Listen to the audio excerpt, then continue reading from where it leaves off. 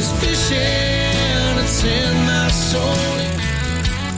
Welcome to the Salt Strong Podcast, disrupting fishing entertainment as you know it. Prepare to laugh. Prepare to get to know fishing legends in a whole new and unfiltered way. And on occasion, you might even learn a thing or two about fishing. Here's your host, Joe Simons. Like diamonds. Hello and welcome to the Salt Strong live stream and podcast. My name is Rich Natoli. I am the regular host of this Monday night edition. And I'm usually joined by co-host Ed Gobo. However, we have multiple guests on this show. And Ed said, do you really want to edit a fifth audio stream afterwards? I said, not really. And he said, then I'm going to make jigs and I'm going to watch from home. So he is off tonight. But welcome to everybody. Thanks for tuning in. This is going to be a pretty good one. I am actually already exhausted because the backstage with these guys, and I was only with them for about 20 minutes, is just mayhem. So I'm looking forward to this one. For those of you that are familiar with anything mid-Atlantic, Northeast fishing or fluke fishing, you know the Jigging Jerks, you know John Halkias, you got Doc, you got Sweeney. We've got them here tonight. So we're going to talk about fluke fishing.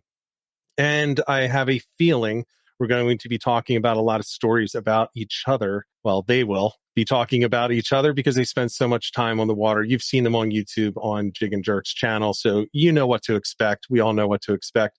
Before we jump into that, I do want to recognize the people that are in the chat right now and say hello to them. Larry Matzinger, good to see you. You're the first one in tonight. We have Tad Drummond, James Flynn, John C., fishing guests, crabbing and fishing. How you doing, Ben? John Kern, Peter Niblick, Cameron Canner. I know him. I work with him. Nick Devereaux and G Down. Hello, everyone. Welcome. And for those of you that are tuning in after the fact for the podcast, welcome as well. So this is going to be a good one. And we're not going to spend a lot of time just with a long intro or anything. I'm going to bring everyone on the screen right now, and we are going to get right into the conversation. So welcome, Jigging Jerks crew. How you doing? Good. What's going on, Rich? Hello, everyone. Good to be here, Rich. Yeah, so I was, just to set this up before we roll into it, I was talking to John, there's John, and John. So I was talking to Halkias last week, and he said, you know what? What do you think about having Sweeney and Doc on too? And I was like, and he had the voice like, I don't know if you're going to want to deal with this.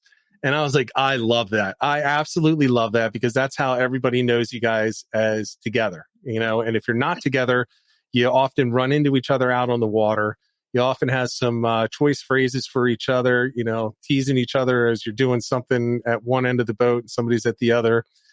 So I thought it was an awesome idea, and I am just really happy that you guys are all on tonight. So that's from me personally. So welcome. I definitely appreciate you coming on, and I know that our long-term watchers and listeners often have questions and reference all three of you guys. So it's going to be fun. It's definitely going to be fun. But which one of these two guys bribed you to say all those nice things, Rich? That would be you.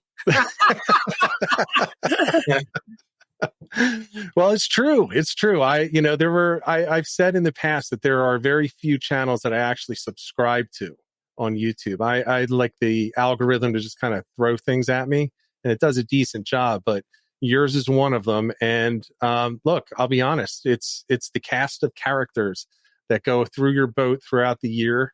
You know, you got the three of you are, I would say, the core of the group. But there are others as well, you know, going through, and it's entertaining. You kind of feel like you're fishing with friends when you're just kicking back on your couch, living vicariously through the Jigging Jerks. So I think a lot of people feel that way, and it's cool. It's cool to be able to talk to all of you directly. So with that, we're going to have to trial and error with John Sweeney. That's somebody in chat right now. That's me. Don't ask. Okay. Yeah, because he's chatting with Rick already. Rick's already accusing us of stealing spots, I see. No, Yeah. I feel fishy. Asked how's the pair, and do you have it back up north yet? Oh, okay. So, Bob, guys, tomorrow there's a video coming out with the. Should I ask you before I comment? How this? I mean, you're always in charge. I'm the captain of this podcast, okay? Oh my Yes. God. As Halkias just said, he is the first mate of this podcast. I'm going to take. That's right, Rich. This will happen. I'm the first mate of the podcast. I'm going to take. It's the one time I can pretend that I'm a captain, so I'm going to do it. I'm going to do it tonight. But we're going to start off with the question that that is, at the core of everything. It's not that you guys just kind of fell into the same boat one day and headed out fishing and started having fun. So let's talk a little bit about how you guys met and how you got together and how you ended up to where you are today. I could take the lead on that. Yeah. Doc and I are friends now, probably about 35 years, believe it or not. And we met on my parents' Grady White, my dad's Grady White that I used to fish on. He was a friend of a friend. For a mutual friend. Yeah. Yeah, a guy in the food business. And that right there, look at Halkias is smiling. So we had a mutual friend in the food business, and I did business with the guy in the food business, and Doc came along as a customer of the food business, I guess. Sorry, Doc. Mm-hmm. So anyway. I'm distracting him by calling his cell phone. He's calling me. Okay. So anyway, he's calling me. we used to catch striped bass. Hold on. We used to catch striped bass under the Throgs Neck Bridge 30 years ago, maybe 35 years ago. I tell my friend Dimitri, he doesn't believe me. He comes on the boat and we're catching, and then the limit was like 32, and we were catching like 36-inch fish. So anyway, long story short, Dimitri, hey, I have a friend. Can I bring him? And Doc shows up. I think the next trip or 2 trips later, Doc says, can I bring my wife? And we've been great friends ever since. Right? Yes, absolutely. Fishing forever. Yes. And how does Halkias enter into this equation? Well, here's the irony, Rich. Are you going to tell that story? I want to tell that story. Yes. You kind of popped up in the end in this story. So the irony is, right, so Doc is significantly older than me. You can probably tell. Decades older. At 10 years older, truth.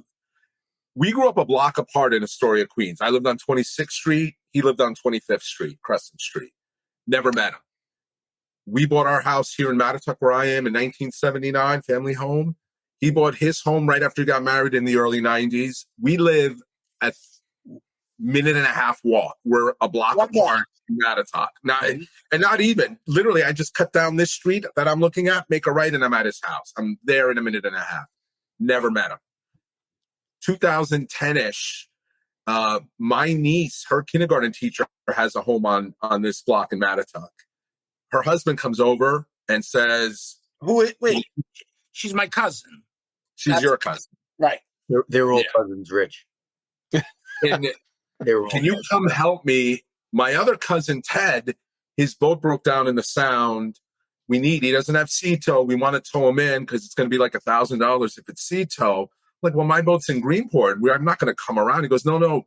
My cousin John has his boat at the local marina here in Mattatuck. It'll be 2 minutes. I'm like, why doesn't he take it? We can't find him.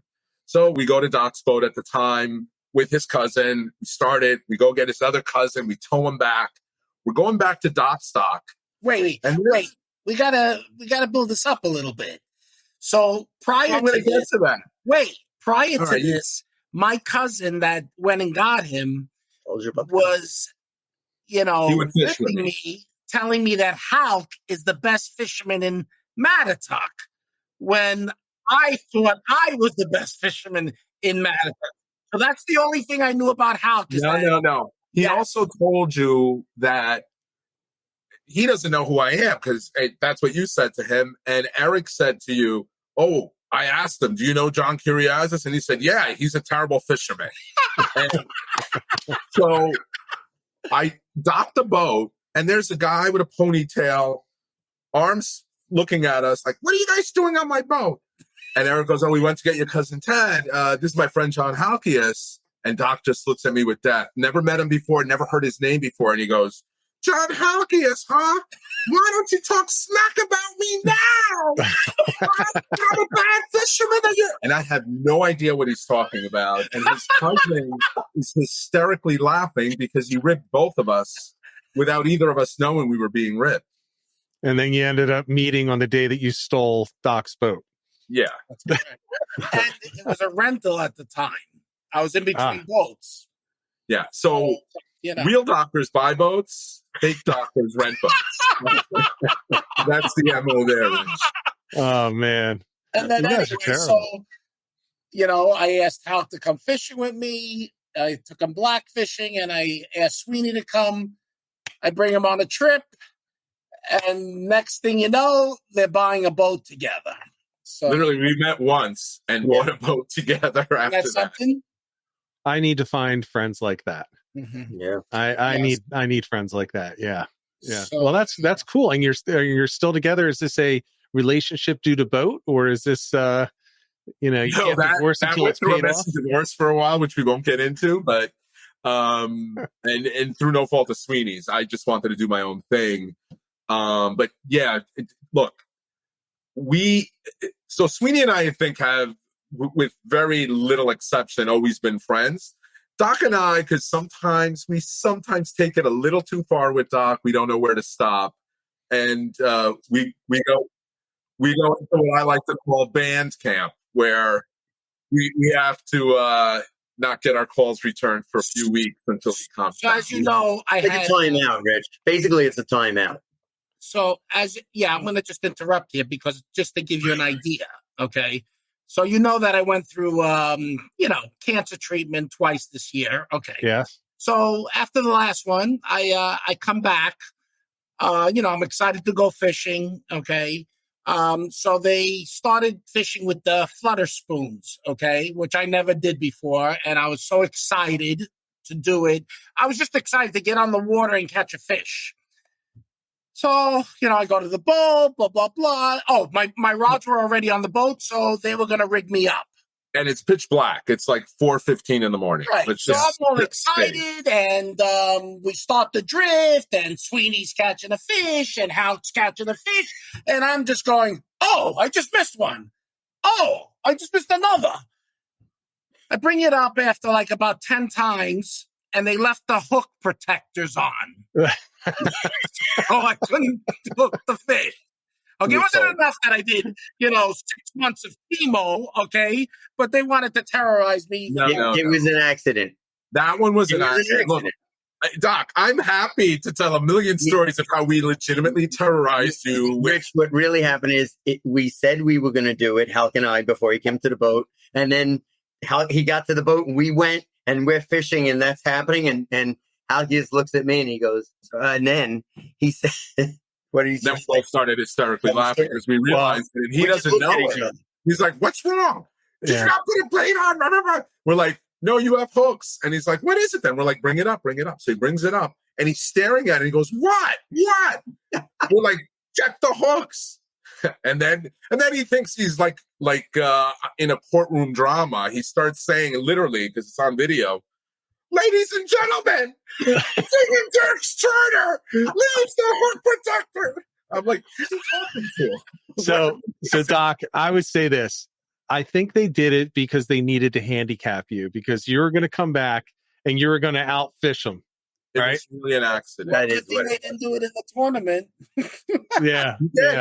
We'll get to that story. Yeah. I do see a good question. Where did Skinner come in at? Because that's a good story too, involving Doc and a little bit Sweeney too, because Sweeney had never heard of Skinner at this point. So 2017, March of 17, I'm going up to the Rhode Island saltwater show. I literally got a call Saturday night from a couple of good buddies of mine saying, "Hey, we're going up to the show tomorrow. Last minute decision. We're going to stop in New Haven and get pizza on the way home. Do you want to come?" I'm like, "Yeah, I'm not doing anything. Let's go." So we went, and it's near the end of the show. It's Sunday, and literally it's one of the last rows, and the Wicked Tuna guys are there, and Skinner's a couple booths over. And my friends go right for the Wicked Tuna guys, and, I could care less about that fake stuff. So I went right to Skinner. I'm like excited to meet him, and I buy his flounder book, which had just come out. And, Doc had always told me that there's a spot on the Long Island side that I have only fished, I think, once in my life, called Buoy 5. It's by Riverhead on the North Fork of Long Island. But from where I keep my boat, it's like a 40-mile run. I got to go through the bay to the tip of Long Island, the North Fork, and then loop around 30 miles. So I never fished that spot. So Doc says, "I'm sure I've seen him there, but I don't know the spot name." So I say to Skinner, "Oh, my friend always says he sees you at Buoy 4. And Skinner, in typical science fashion, says, well, I never fished a buoy 4. I fished buoy 5 in Riverhead. But, oh, okay, that's it. And Skinner says, well, not going to be fishing it a lot anymore. I just moved to Greenport, which is where I keep my boat. So I'm like, oh, I keep my boat in Greenport. Shook his hand and left. I tell Doc the story. And Doc's like, what did he say when you told him to fish with us? Like, I didn't ask the guy to fish with us. Everybody and their mother asked him to fish with us. And he's like, you got to just go on his Facebook, John Skinner Fishing. Just send him a message. Tell him he can fish with us. I'm like, and he forces me to do it. Only because we fished the area that he moved to. So yeah. I thought it's worth a chance of asking. So I send him this long, pathetic note. I know the answer is no, John. You're not even going to remember me. I'm the guy that told you I keep my boat in Greenport. Told him a little bit about where we fish, what we fish for, that we use jigs for blackfish. We have decent spots in the bay. We have some really good blackfish spots too. And we go to Montauk a lot and catch big fluke. He's always welcome to jump aboard, thinking he's never even going to write back. And it's a Saturday morning. I'm at my buddy George's garage in Greenport Auto Repair Station. And I get a message. And it's Skinner. And he says, you're right. I've been asked to do this from Nantucket to Texas. I've always said no. But I'm going to make an exception here. I'll join you guys maybe the day after fluke opening. If you're available, I'll bring the gull. I'm so excited. I call Doc, and Doc at this point was splitting his time between Mattituck and Manhasset. And I'm like, you got to come to George. That's our friend's garage. You got to come to George's. You got to come to George's. So he drives over and I show him the message. And he looks at me and he goes, you think I'm so gullible, don't you? You created a fake Facebook account to fool poor old Doc. And you can't make this up. This is karma. Who shows up to pick up his wife's Toyota that he had left for an oil change that morning? Unbelievable. Skinner. Like literally the timing, right when I'm telling him this and he's denying it's him. I'm like, he's right there. Let's just go ask him. And that's how Doc met Skinner. And we make plans then to go fishing first weekend in May. Hey, can I just interject 1 second? You're going to tell the character. At that moment, when he was there, I knew that he fished my area. And I was dying to find out about a certain wreck in the Sound, okay, that I knew a reporter used to fish it every fall. And so I go, Skinner, I've been trying to find I call it the Karras wreck. It was Nick Karras that used to fish it. Okay. He was a famous writer for Long Island Newsday for many years. So he goes, the Karras wreck? Oh, yeah, the numbers are. And he just gave me him at the top of his head. I was like in awe.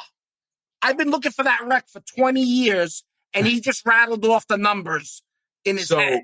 So, Doc, now you and I are fanboying. Now let's go to the opposite end of the spectrum. The day comes where we're all fishing together. Sweeney, why don't you tell this part of the story? So, first of all, they were all excited. Oh, Skinner! Halkias picks me up. My parents have a summer house on Long Island, so I stay there when I fish on Long Island. So Halkias comes to the house. I'm sleeping. He's there a half hour early. I didn't even get You told us to be there at what time, and how early were we there? You were 30 minutes early. Yeah. And let's just say we should have met at 5 in the morning. Whatever. It was just so early. By the way, Halkias has some brown on his nose because when after this meeting of Skinner to the day of going fishing with Skinner on that ride, because he always picked me up, we loaded the car, and it's like a 20-minute ride to the boat. Halkias would always make believe he was Skinner and speak like the introduction of a YouTube Skinner. And I had no idea who the guy is. All I heard was, oh, this is John Skinner and this is my video and blah, blah, blah. It's so true though. I mean, he's just a fanatic over this stuff. So anyway, I'll jump to now. We meet Skinner at the boat. And actually, what I really enjoyed about Skinner, he said, here's... No, wait. Tell me what you said to Skinner. I'm going to go back. All right. I told Skinner, because I'm pretty straightforward, I said, these guys are jumping up and down. They're all excited. All I heard all week, 2 weeks, all about how great you are and this and that. I did turn on one of your videos. I don't watch much YouTube. I put one on. I said, it put me to sleep. And I really meant it in a good way because he has this breathing voice, and it just put me to sleep. But the other side of that is I would only put on a YouTube video, 9:00 at night or whatever when I was tired and the last thing to do. But he put me right to sleep. And I don't think he liked me for that. And then I don't know any YouTube people that would be happy to hear that they put you to sleep. Unless it's the ASMR people that breathe into the microphone for whatever reason. But anyway, what I really did appreciate about him is he says, all right, this is what we're going to do. 2 of us are going to do gulp and the other 2 are this, and it's an experiment. And I've always been into math and science and this and that. And I was actually on Skinner's team. We used gulp, and these 2 guys used squid and spearing. And we outfished them a lot, I think, right? With the gulp. No, we did terrible that day. I don't remember stats. We caught like 2 keepers, the 4 of us. We beat you. Skinner and I beat you. All right, you had 1 fish, and we had 2 fish, and we had 0. I mean, it was a terrible day. Anyway, the gulp won. Anyway, whatever. The gulp won, but he was never going to fish with us again. Never. Really? Yeah. We had a terrible day. He had his boat there. He just wanted to know the spots. We had invited him to go to Montauk, and he said, no, that's okay. That's okay. I have no interest in that. Right. Then we came up, and I held the 3 of us. The 3 of us did a trip to Montauk in late June. Before you went to Greece, you were going to a stock car. You were doing your go-kart racing. Remember that phase you went through? And go-kart racing, it's actually just called car racing because Sweeney's a little short, but for us, it's go-kart racing. So we had gone to Montauk and we did phenomenal. Doc had a 10-pounder. We had a 10-pounder, like a 9-pounder, an 8-pounder, 7-pounder. It was an incredible day. And we're coming back into Greenport and we see Skinner there with his daughter fishing right outside the jetty. And we slow the boat down and we're like, hey, we were just in Montauk. And he's like, oh, how'd you do? And we pull up a 6-pounder and we intentionally showed him the fish, smallest to biggest. And he was like, wow, the 6, and then the 7, and then the 8, and then a 10. And he was like, oh my God, when are you guys going again? And that's really when he started fishing with us. Yeah. Rick stole him away from us. And then I'll make it quick to get off that subject. But then we went one time with him. It might have been a Montauk trip. And then we asked them, we said, hey, do you mind? We want to maybe go for striped bass before the fluke. So, you're okay meeting at 3 a.m. or 3:30 or 2:30, whatever time it was. And Skinner comes on the boat. It's pitch black. He brought dirty socks, remember, his rags. And he says, I got to tell you something. I told my wife last night, he goes, when you guys asked me to go fishing at, 3 a.m., he goes, I told her, you guys are real fishermen. Like, we wake up and we go. So he, I think, gained a respect for us for that. Yeah, there are a lot of people that fish a lot, but they don't do what you need to do to get on the fish. And getting up at 2:30, 3 o'clock is one of those things. Definitely. I mean, thank God you had all those big fish. Otherwise, you wouldn't have been fishing with them. But it's true. I like to say, and Halkias doesn't like this, that it's Halkias that puts Skinner on the fish. So it's really him.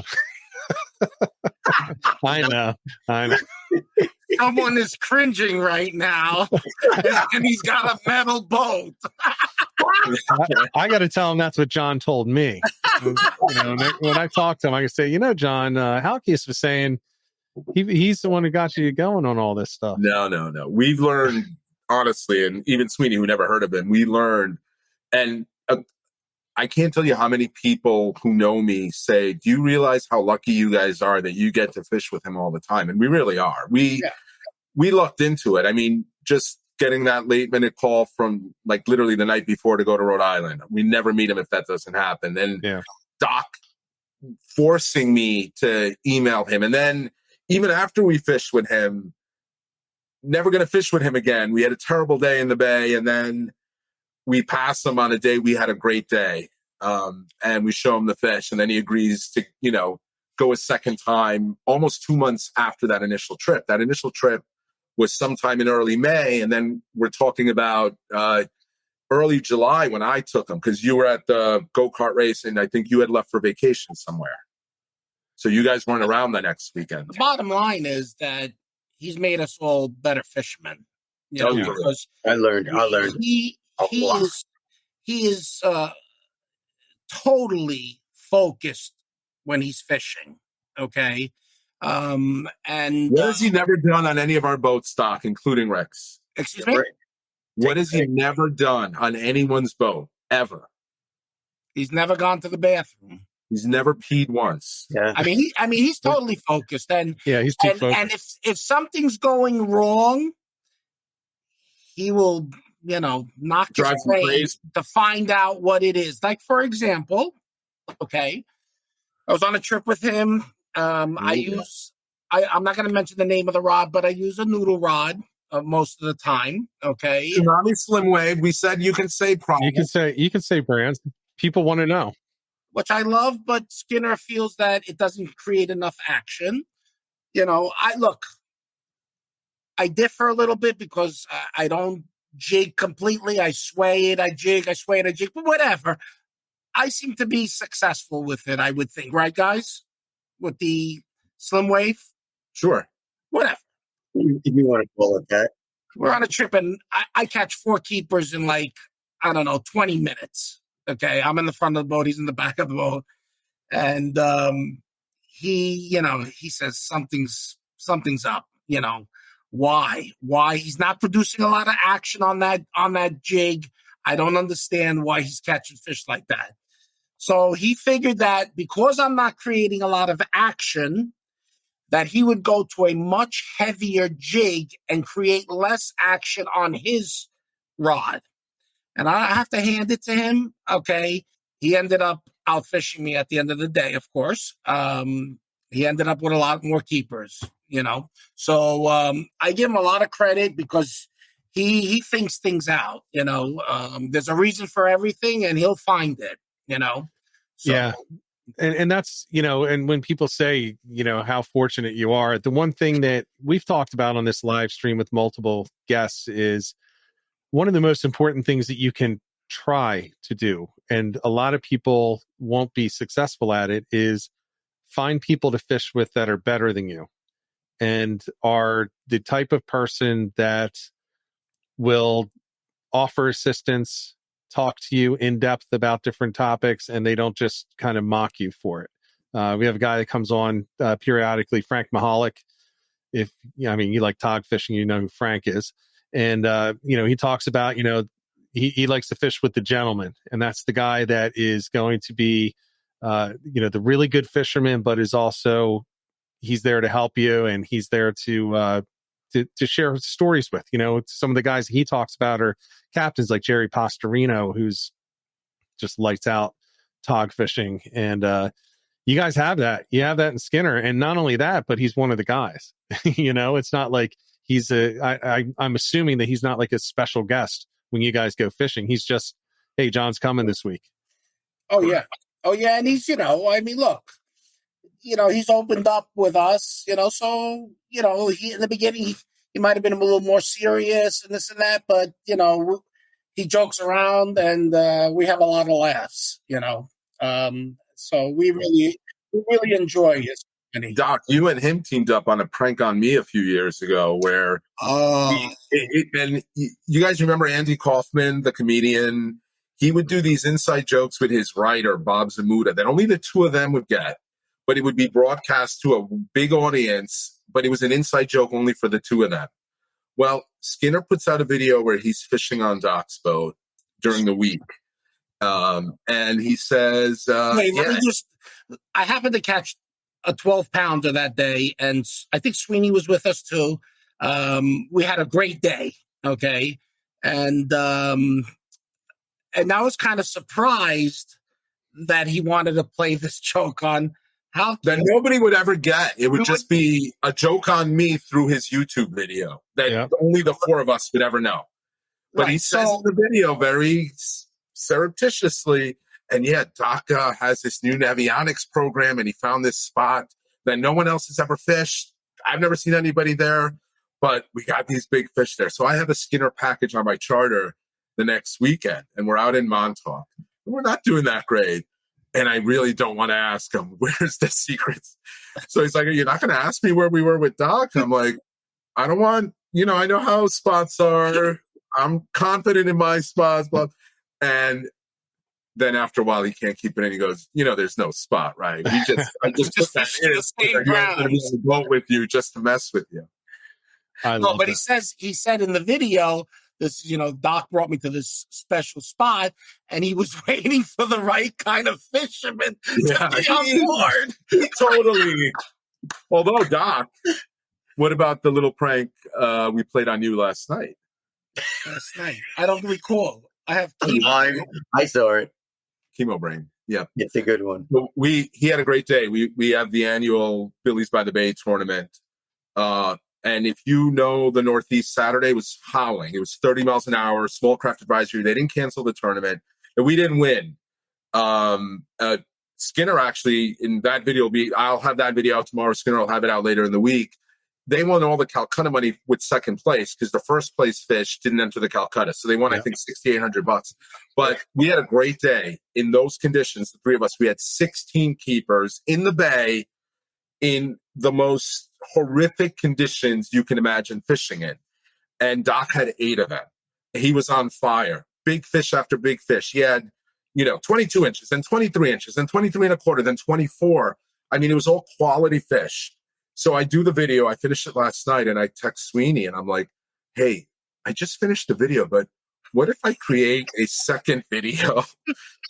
So again, it's only going to be the three of us that are in on this little secret, but I spent another 2-3 hours editing a completely different video, which shows all of Sweeney's fish being caught, all of my fish being caught, and literally, I think 2 of your fish. It was 2. You caught 1, and then the last one. I send them the video. So he sent me the video, and I'm saying, I caught 8 fish, and you're showing 1? And you're not even, I was like... I made it legit. Like the intro, the song, the narrative. I had to change all that, though, to make the fake video look real. That's a lot of work. That's a lot of work. You see what lens they go to? We were hysterical. So what time did Doc call you this morning to complain about it? But you know what? No, but I want to get on the technical part. I mean, yes, I caught 8 keepers, but I have to give props to Halk and Sweeney, okay? In those conditions, of course, with the trolling motor. But, you got to know how to use the trolling motor, too, They did an amazing job. The trolling motor power went, and then both of them, one steered, one powered the boat. And we were all fishing. It was phenomenal. We power drifted backwards. Yeah. We back trolled with both engines, wind against tide, 30-mile-an-hour winds. We had both engines in gear to go 1 mile an hour the correct way. Wait, you were stern into the wind? Yeah. Yes. Man. That's some dedication. I guarantee you, and anyone who was in this tournament on Saturday, if I will stake everything that no one else came remotely close to 16. It's the way to do it. And by the way, Rich, are you familiar with power drifting backwards by any chance? I have never done it myself. No. So the logic behind why you go backwards is the boat's more stable, and if you try to do it with your bow, the bow is just going to keep swinging and you're counter steering. When you go backwards, you just point the back of your motor to your target and you don't have to steer. You keep straighter. You steer, but the boat doesn't wander because the boat is being pulled from the outboard. Yeah, and that makes sense. However, 30 mile, what was the swell like? The winds, we were in the bay. It was a low chop. 2 footers. 2-foot chop. 2 footers, I'd say. Okay. All right. So and I have a 32-foot boat. It was safe. It wasn't, the video will be out tomorrow. You'll understand. Yeah, I'll watch it. That's good information, though, that drift, because I know, I will say this. I've only seen people doing it occasionally, and occasionally is across my 50 years of fishing, and it's probably not even a full hand worth of tallies on that. So no, I was totally unfamiliar with that. I didn't realize that's the case. I wonder if I could do that in my kayak.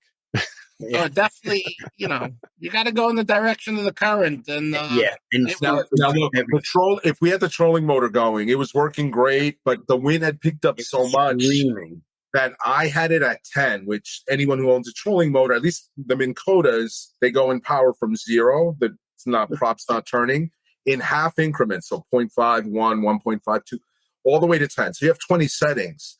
We had it on 10, and our lines were still going ahead of us. And the three of us talk about this all the time. If you're drifting this way, your bait has to be behind you. Because if your bait's in front of you and the angle of your rod is this way, your bait looks like it's swimming backwards. So you need to be ahead of the current. Right. And we weren't doing that with the trolling motor. And when we tried the power, it was almost gone. So we kept it down. I had the boat. I just started driving the boat with the bow in and bumping it in and out of gear to help the trolling motor. And at some point, Sweeney's like, let's just put the trolling motor up and let's back drift. And that made our trip.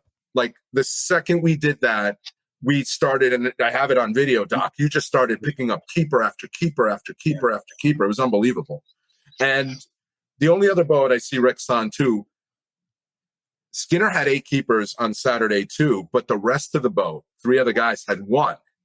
So we had a little more equity on our boat, even though they won all the money. We'll let them have a little glory. We know who got the most keepers. Rick was in our spot. That's why. Rick was in our spot. Just joking. We're very happy that they won. If we didn't win, we wanted our friends to win. So yeah, definitely. Well, that's how I am. I'm doing a tournament in what? I guess it's 2-3 weeks from now. And I'm obviously in the kayak division. And I tell the people, I'm in this tournament. Let's get as many kayakers together as possible. And our entire goal, don't come with me if you don't want to do this. Our goal is that somebody is going to place and win, be in the top 3 in our group. Mm-hmm. And if it's not, and that means if I'm catching fish and I know I'm on a hot spot with big fish, I'm telling everybody in my group, and you can all come over and just pack around me on this little piece because one of you needs to get it. So we're not doing that, Rich. We're not quite there. Well, yet. It's different because remember, in a kayak, I'm solo. That's the only way I can have a team to fish with, right? Mm-hmm. Because otherwise it's just solo. Yeah. By the way, Doc, in addition to the 8 keepers, let's go through the laundry list of everything that's spilled. Like literally the second drift. He has his gulp container with all his gulps with the lid undone on my cooler in those waves. And we hear, oh no!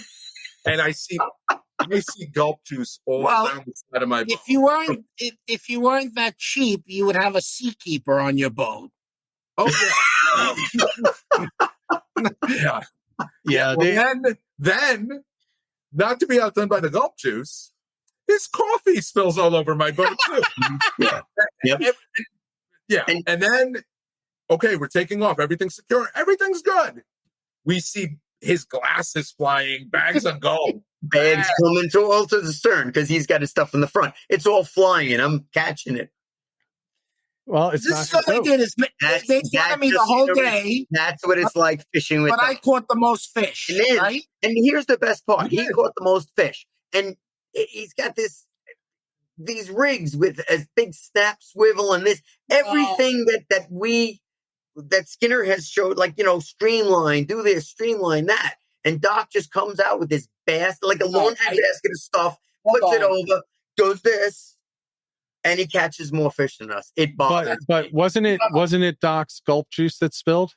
Yeah, that's right. So he chummed the water, so he earned those 8. No, his very staining gulp juice and his coffee spilled on my deck, not in the water. It's just a very small barrel swivel, but I just grabbed this rod and it happened to have one on it. Obviously, we didn't gut hook any of the fluke because, we grab them right away.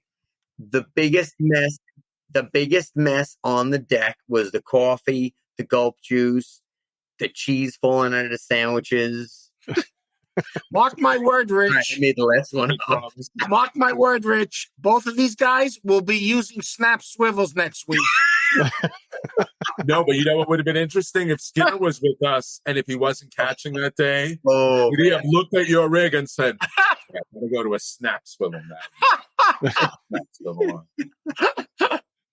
Hey, if it's catching 8 fish, yeah, I would be. I'd have like 4 snap swivels chained together. In those conditions too. That's the thing that's unbelievable. And again, I'll have the video out tomorrow. Just listening to it, it was difficult to edit because the wind noise was so insane. It was just so. Those are easily the worst conditions I ever fluke fished in. So let me ask you then. So you had the terrible wind. It was pushing you way too fast. What was the speed of the current? About 0.7. Okay, well, I know of another boat that didn't have a trolling motor, and they were fishing with 20 ounces. We were fishing with 4.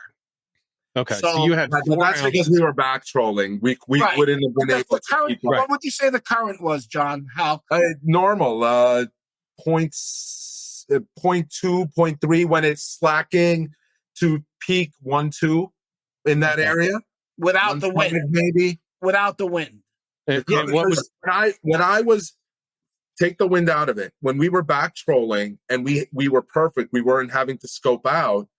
We were between 0.8 and 1.2. Remember, I was telling you once I hit 1.5. Yeah, that's when he was hitting. He had both throttles in gear. Mm-hmm. And by the way, if you're ever doing this, Sweeney was impressed. I knew this. Even if you're only using one engine to back troll, always have both engines on. Yeah, because that's a way that water can go in through the back of your exhaust. It'll come up on the engine not running, and you're not going to be warranted for that either, even if your outboard's under warranty. Yeah, my friend lost an engine like that, brand new boat. Yeah, and they won't cover the warranty if there's water in the cylinders unless they find like a head gasket failed or something like that. Otherwise, it's on you. You did something wrong. Right. So wow. So how fast would you have been drifting with the wind if you weren't doing anything? Boats were flying by us. It was incredible, like really 5 miles. Yes. It looked like Plum Gut. I don't know if you're familiar with Plum Gut. They're flying. I am, yeah. Yeah, they're just flying by. And then of course, we're going 1 mile an hour the opposite way besides, so really look fast. But they had to be going 5, 6 miles. Yeah, at one point I pointed to one of our friends' boat going by, and I said, "Whoa, he's moving," you know. Yeah, so that's a crazy thing. I mean, I don't know the speed that is best for a fluke, but I know that I do best when I go just at or just under the speed of the current. So, people talk about, there are some reasons why you do or don't want to scope it, but when it comes down to it, you're not going to catch much at 3 miles per hour. I don't agree with the just under, Rich, though. I think you'd rather be going a little faster than the current because, again, if the current's outpacing you, then you got your rod in front of the current and your jig looks like it's swimming backwards with the current. Where if your line is behind you, then it's swimming naturally with the current. And I need a visual to display this. I know what you're saying. Yeah. You need about a 0.2 minimal to go faster than the current so that your jigs are in line and moving with the current. They need to go a little faster than the current. They'll still be going with the current if your line's ahead of you. Don't get me wrong. But your rod's going to be in front of the current and your tail's going to be swimming first because you're pulling towards you. Right. I'm not making sense, am I? No, I know exactly what you're saying. Okay. I'm trying to reconcile that with the fact that I do well at, or when I say just below, I'm talking like 0.1, 0.2 below a 1 mile per hour current. However, I don't believe I know everything. So when I go out next time for fluke this week, I think Friday's the next weather window for me. I'm going to test it. I'm going to go at the speed of the current and just a little over, as Sweeney says, just 0.1, 0.2 over. So you get it moving. And then I'm going to try some of the slower and I'll just go, every hit I'll switch and we'll see which one I do better at. Because I'll tell you what, last week I didn't do great. I didn't do great last week. I've done really well until last week. And I definitely, need to take a look at some things, changing some things up when that happens. And I never changed the speed of the drift. I was just at or just below the entire day last Friday. So it's interesting. But John, I know exactly what you're saying. It's the action of the lure and the current. It's going to make it look It's not natural. It's not natural. Yeah, so it'll make it look like it's swimming. But I want to ask you guys about this, because this is also something, and I don't know if it's a New Jersey thing. I don't know if it's just a Rich Natholi thing, and it's just something for me.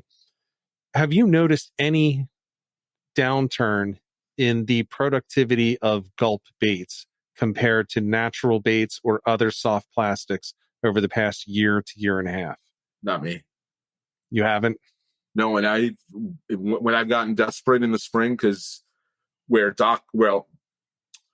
I fished, Peconic Bay, was the mecca of May fluke fishing in New York. Yeah. And it's just bottomed out in the last 6 years. And every year I get desperate and put squid and spearing on. And if anything, I get more sea robins that way. So I personally have not. Okay. And Sweeney, you haven't seen anything like that? I don't even try anything else. Yeah. See, I wouldn't be able to tell you. I don't compare anything anymore. Okay. Yeah. I compare sometimes. I have gotten back into the habit of bringing live bait with me on every trip. And I can... Now, it's not scientific, right? So it's not like I'm fishing a scientific test, taking out all the variables. It's, look, I've got a top and bottom rig, and on the top rig, I'm putting a live killie, and on the bottom, I've got my gulp. One's a bucktail and one's a teaser, right? Mm-hmm. And I end up catching 100% of them on the killie. Mm-hmm. So then I switch the killie to the bottom and put a gulp up top, and I still get the same ratio, right? Maybe it's 90. They tilt it and they take the gulp on the top, you're saying? No. Then they're taking the killie on the bottom. No, they're taking the live. Yeah, but it could have been 4 hours later when I made the switch. That's why it's not scientific. I don't know if, it could have just been the bigger fish, or, it was all small fish and they're taking the killie because it's smaller. I don't know. I know the first year, and I know you said in the have we noticed the change, but I know the first year I think it was the first year we fished with Skinner. We went on Rick's boat in September, and Rick had, or his son had thrown the cast net, and he had peanut bunker and baby snapper and like all this great live bait that he had in the live well ready to go.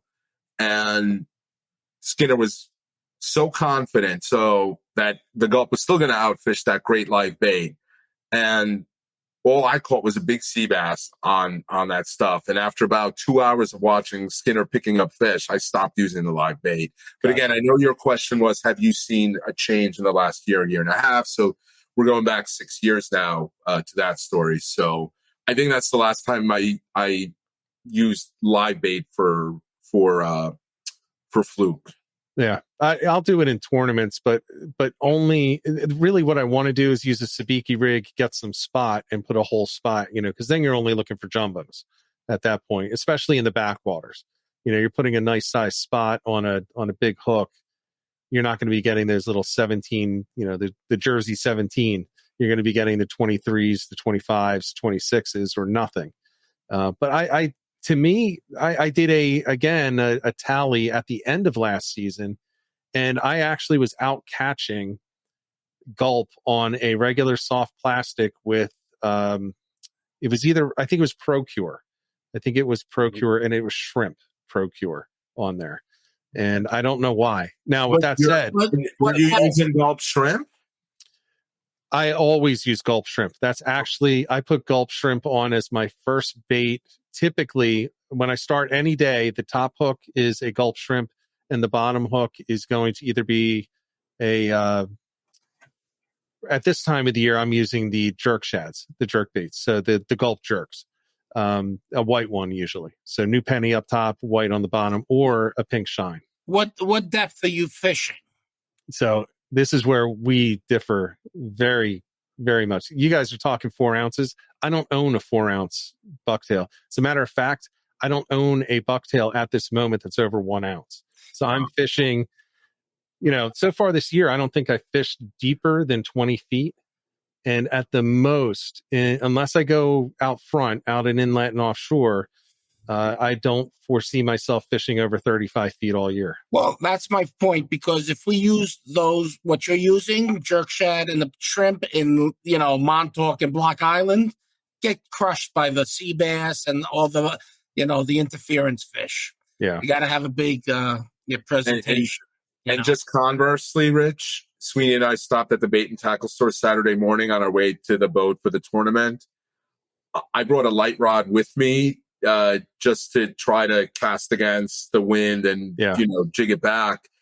And I didn't have any 1 or 1.5 ounce bucktails on my boat. I had like 50 2s, 3s, 4s, 5s, and 6s, but nothing under 2.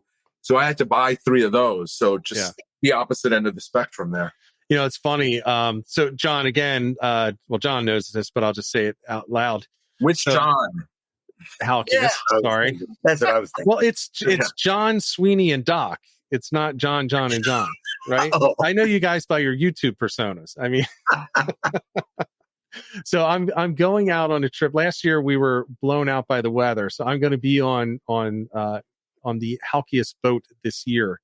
Oh. And what's funny is I don't own a rod that can jig the jigs that you guys are swinging out there. Right. I have plenty of that for you, Rich. No, I know you do. But I mean, that's the difference. And a lot of people think it's the same. Now, the flounder, the fluke, whatever you want to call them, they behave the same, whether they're in 100 feet of water. It's the same fish. So it's the same types of structure, just different locations, different environments. So the tactics still work. Vertical jigging in 4 feet of water is what I've been doing and been most successful on so far this year. And I'm talking, well over, 20 inches, 22, 23s, in the backwaters, 4 feet vertical jigging. So it's the same exact thing. I don't do the Skinner rapid jigging. I don't have that in me. I do a little bit of a different cadence, but the equipment can vary considerably. And I like, John, that Halkias, that you said you were going to toss it out and bring it back. That's a southern tactic for southern flounder and maybe some summer flounder down there. But I don't know. I don't think people do that. I do that a lot when I'm chartering, because I'll have my customers set up on one side of the boat. And if it's slow, I just grab my spinner, cast out the other way, and just give it almost like snap jigging it back to the boat. And in fact, I was doing a lot of that last year in the same fluke tournament on Rick's boat. And we had just under 8 pounds, got us 3rd place. And that's, it was with the spinner and a smaller bucktail and no teaser, just doing. And Skinner actually said to me before the tournament last year, bring your spinner and do that. Just give him a different presentation. Because again, he very much thinks it might not be this style that works today. It could be a different style that works. The Doc story earlier. It definitely, I agree with that. And I tell people, if there's especially if there's a lot of bait in the water, you need to make sure that yours stands out somehow. And you see this a lot of time with striped bass, right? You'll be out on the water and there's menhaden all over the place, just bunker busting for miles. And everyone's throwing out the same rig to look like a bunker. Not me. I'm throwing out something that's chartreuse. I'm throwing out something that's green. I'm throwing orange. I'm throwing something different, and I'm working it differently, because what's going to stand out? What I know is when I cast one that looks just like a bunker into a bunker pod, they kind of go around it, but they're still kind of there. Can you describe those colors one more time? What, like the green and orange? Green, orange. I really think you just described Doc's wardrobe right there. Oh. Sorry. Good night, everybody. I fell for that one, Doc. I'm sorry. I will not say those colors again. But I think that when you throw something that's a little bit different, it can stir them up. If you throw something in the middle of a bunker pod and they all scatter 12 feet and only your bait is sitting in the middle, guess what they're going to see? They're going to see just your bait. So I think, to that point, if everyone's vertical jigging and that just happens to be what all the natural bait down there that they're feeding on is doing, changing it up can actually, that can change the day for you. That's a really interesting idea. And I actually have Ernesto, my client, does that all the time. He loves to little jerk shad, casts out, snaps it back. And it doesn't matter that everybody else is doing their thing. That's what he loves. And he'll occasionally, although I'll yell at him a lot when everyone else is catching and he's not, but there are times when that'll work when nothing else is working. Yes, you just need to be willing to, I think, if you want to have the most productive day, do your thing. But if something else is working, be humble and switch. Right? You're not right. It's like the people nowadays, they'll argue and argue and argue to win the argument, even if they're wrong. not me. If I know that I'm wrong, I'm going to stop arguing. I'm going to put the swivels on, and I'm going to start dropping snap swivels down there if that's what's catching, right? I'm going to go to the slim wave, and I'm going to use that if that's what's catching that day. And I think a lot of people kind of get stuck and they just do it one way. Guess what, Rich? You just got an invite on Doc's boat. Hi, Rich. Anytime. I'm with you, Doc. You just got to take care of this. You'll just need Sweeney to fix it first before he can take you out on it. Oh, awesome. All right. So we're coming up on the hour here. Let me go through and see if there are any questions in here, because I've done a terrible job at watching that. So, fuel leak, that's fixed. Problem identified. Cost me quite a bit of money, but everything is in tip-top shape. And I can tell you the tournament that we just did was Billy's on the Bay. It's a small tournament out of Greenport, Long Island. A lot of fun, though. Really a lot of fun. 43 or 44 boats this year. Yeah, and a lot of them didn't join because of the winds. We would have had more. We had a lot of our friends backed out because of the wind. Yeah, I mean, that's pretty extreme conditions. There aren't going to be a lot of boats that are going to be able to fish that successfully. You'll see, I mean, as you saw, they were flying by at 4 or 5 miles per hour, which is going to be a little bit too fast for them. There were a lot of questions in here about S&S. I don't know if you guys have any insight into that. What's going to happen with those jigs without S&S being in business? And just for anyone that's unaware, there was a death in the family, and they've decided that they're not going to continue with S&S, and they announced that they're closing the business. However, they did not mention whether or not they were selling it or whether they were just shuttering it. So I would guess that somebody's going to buy the business. But I think we all, I spoke to Stan, and I think we got to give him a little time. I think he's going to come out with something new in the future. That's all I'm at liberty to say. Okay. Yeah. But I don't think we've seen the last of Stan. No, I wouldn't think so, but it's totally understandable. I like this one. Doc is a legend. Oh, thank you, Michael. Mike, is that one of your cousins, Doc? Yeah, another cousin. Mike? Michael, stop drinking. Is that who that is? Mike Mickey, right, Doc? Hold on. Michael also has to have wrist surgery because he's jigging the way Skinner does. I can't do that. That's not funny, actually. Sorry, Mike. I can't do that. I can't do it. We call it the Skinner jigging, and you got to have the Popeye forearms. I don't do it either. I don't do it either. I flow, real. Am I the only one that does it out of us? Yeah, out of us, you're the only one. Yeah. I will do it for short periods of time. I will vary the retrieve, and if I'm not getting anything on my normal cadence, I'll very quickly do that, and then I'll stop. Yes. And then I'll reset to a different cadence. Interrupt it, change it. Because sometimes when you stop, if the fluke is there, maybe it will attack when it lays on the ground. Right. Doc uses the blind man's stick. Keep making fun of me, Sweeney. Why don't you look at the numbers? Why don't you not only the numbers, Sweeney? Why don't you look at the amount of doormats that I've caught?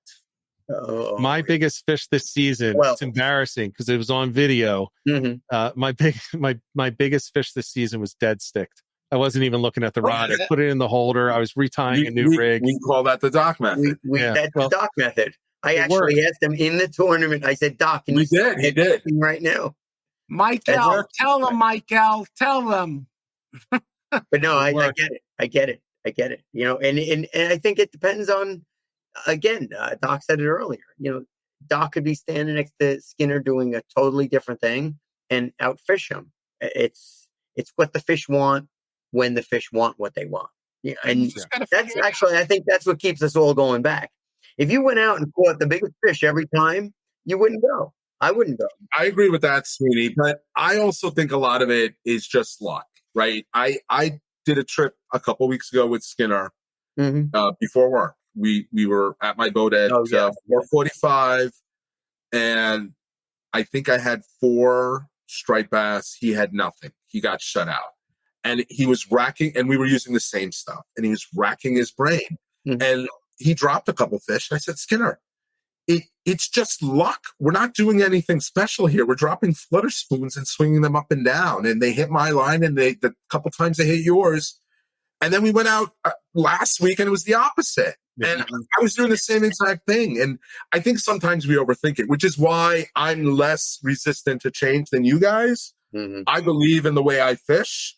And I realize sometimes the fish bite and sometimes they don't. And I generally, with the exception of occasionally grabbing the spinner, I'm not going to do that. I'm not going to adapt as well as you guys do. Mm-hmm. The other thing, Rich, is that there's constant communication when we're fishing. Okay, what did you catch? What color did you catch it on? Did you catch it on an upper teaser? Did you, so we always put mayo or mustard on my sandwich? That helps out a lot too. Yeah. What'd you say, Sweeney? What'd you say? Say it again. Say it in my face. Did you put mayo or mustard on my sandwich? Sweeney, the answer is both. Exactly. Well, you definitely. Actually, I could go for that. Yeah. I like that. Rich, if you come fishing with me, you definitely will not starve, even if we get stranded for 2 weeks. Oh, yeah. Yeah. Oh, okay. Actually, when you come with all of us, we'll all join if Halkias offers the room. Or you just come with Doc. Come on my boat. Yeah. I'll bring you. My boat's on Long Island. I won't be able to go with you guys because I'll have a charter next month for you. I'm in Connecticut next month. The reports that I saw in Connecticut from the past week have been amazing. I'm not going to show them because they're not my pictures, but I got a slew of pictures from a guy that I work with, and nice. Beautiful striped bass. I mean, everything. Yeah. Sea bass, everything up there. So, nice. Very happy for the guys. I always get happy when I see that those bass reach that next stopping point, right? Yep. And the cool thing is, I'm watching guys in Massachusetts pulling in these bass right now, and they're like, "Oh, it just started." And I'm thinking, I know guys who today we're catching 40 to 50 pound striped bass still off of New Jersey. Mm-hmm. So I told the one guy, I'm like, you have no idea how long you have left in this season because it's early for you. Yes, but it's staying late for us. We're usually not at 40 to 50 pounders down here still, mm-hmm. but we are. The cooler weather up north this spring, Rich. I think I don't know. Go ahead. Mm-hmm. I was going to say, I don't know because February was beautiful. It was like spring. And then March and April were like February, it was cold but the water temperatures didn't really change. Right. So we're sitting in the 60s and the low 50s all the way up into Massachusetts. So that's perfect striped bass weather. Well, I took a ride down to the jetty in January and the birds were diving. So I think the bass were around the whole winter. And my friends were catching them on the Connecticut side. Yeah, I get the winter. I have friends that catch them in the. Hal doesn't have any friends. Yeah, but yeah, I think the bass were around most of the winter. Yeah, I know. Rich said we're up on the hour. First mate here, Rich. Notice we started talking about Halkias. Now he's talking about how much time we have left, Doc. Yeah. It's okay. Captain Leon, our good buddy Leon Adler, given the choice, Southwest Florida or Long Island. I wouldn't trade Long Island for anything, Leon. I love my stuff in Florida. I know you do, and I like fishing with you down there. I love it, but I wouldn't trade fluke, bass, blackfish for anything. I fished the Keys, fished all over. I would never trade Long Island. I'm sure if you guys got stranded, Sweeney would be the first sacrifice. Yes. And Doc and I would enjoy a healthy dinner that night. Then it would be who's going to eat the next guy. I want the upper limbs. Yeah, these guys aren't smart enough. They might be bigger than me, but they're just not smart enough. If we can catch them, that's going to be the problem. I convinced them to get in the water first for whatever reason, however, and they would do it. Although Doc still swears he can beat all of us in a 40-yard dash. Although the one time we raced, you didn't do so hot, Doc. Yeah. Well, that was after 4 months of chemo. No, that wasn't last year. That was before chemo. That was before chemo. But he might have had cancer then. So that's 6 years. Maybe. Yeah, Hal. Come on, man. Yeah. You got to give him a little head start. When he got diagnosed, Sweeney said to him, to his face, "Listen, we're not going to treat you special. We're going to care about you. We love you. We're going to be here for you. Mm-hmm. But we're not going to be fake nice to you now because why stop being nice now? Because they don't know how to be." Right. No, I appreciated that. I did. Yeah, and I will say I was happy to see you back on the video. Yeah, it was. Look at that last comment. Everyone catches more fish than me. Hey, Rick. Hey, Rick. Friday, you better not say that to me. Wait. How many keepers did he have Sunday in that Saturday in the tournament? It's 0. The big donut. Rick. But he is $1,575 richer than we are. So he is. He has that to hang his hat on. He picked a good team, right? It's like the guys that never play in the World Series and they played 2 games early in the season and they get the ring. There were a whole bunch of Phillies who got the championship. They literally had Michael Jordan on the team. Oh, I was going to say, or it's like the Yankees. He basically just bought the best guy on the boat. He caught 8 of their 9 keepers. If Skinner was on a boat, their boat would have got 1 keeper. I would be fine being that guy on the boat with the guy who caught the biggest fish, and I would celebrate it the same way that he is. Oh, no. So that's just called great planning. The Jigging Jerks theme song is my brother-in-law, Kevin. He and my niece. Chops, Rich. Yeah, we're busting chops. No. And somebody kept asking about Skinner being afraid of me. That was clearly Skinner joking around. Yes. All right. So we are going to call it at this point. We're at 1 hour and 7 minutes. Guys, I'm really glad that you came on. This was perhaps the easiest one that I ever did. And it was the most entertaining. So I really appreciate you guys coming on. Thank you for having really us. It's just to talk fishing, right? We don't have to go into a lot of details on every one of these. It's just whatever, when people tune in, I hear, the guys in the chat, the people watching, the people listening later, all they want to do is just spend some time with other fishermen and just sit around and hear the talk. And this is what it was. I imagine this is kind of similar to some of the days out on the boats. And that's what we're all wishing for with all this wind that's going through right now. So thank you again for coming on, everybody. I will be announcing later in the week the guests for next week. It might be a coaches show, so it might be Salt Strong coaches with the Q&A. We will see, but we'll see if we can get Ed back on as well. And Ed is way too many days off lately. So again, thanks guys for coming on. Everybody, thanks for tuning in, and we'll be back next week. Until next time, get out there, get on the water, get some tight lines.